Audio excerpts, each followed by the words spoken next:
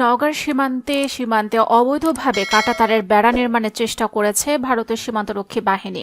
বুধবার সকাল 10টার দিকে এ ঘটনা ঘটে জেলার ধামাইল উপজেলার বাস্তবর সীমান্ত পয়েন্টে। তবে বর্ডার গার্ড বাংলাদেশের বাধায় কাজ বন্ধ করে পিছু হটে বিএসএফ।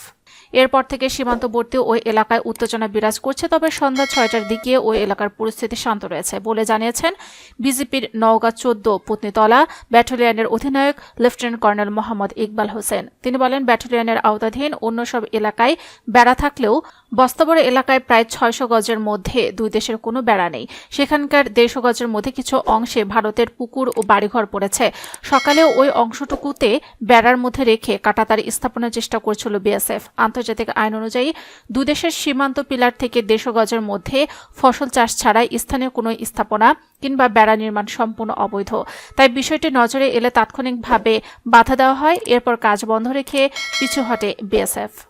মোহাম্মদ ইকবাল হোসেন বলেন, এ ঘটনার পর বিএসএফকে কোম্পানি কমান্ডার পর্যায়ে পতাকা বৈঠকের আহ্বান জানানো হয়েছে। তিনি আরও বলেন, পতাকা বৈঠকে এর প্রতিবাদ জানানো হবে। কোম্পানি কমান্ডার পর্যায়ের বৈঠকে ফলপ্রসূ আলোচনা না হলে ব্যাটালিয়ন কমান্ডার পর্যায়ে আবারও পতাকা বৈঠকের আহ্বান জানানো হবে। সীমান্তে এ ধরনের অপতৎপরতা রুখে দিতে সতর্ক অবস্থানে আছে বিজিবি।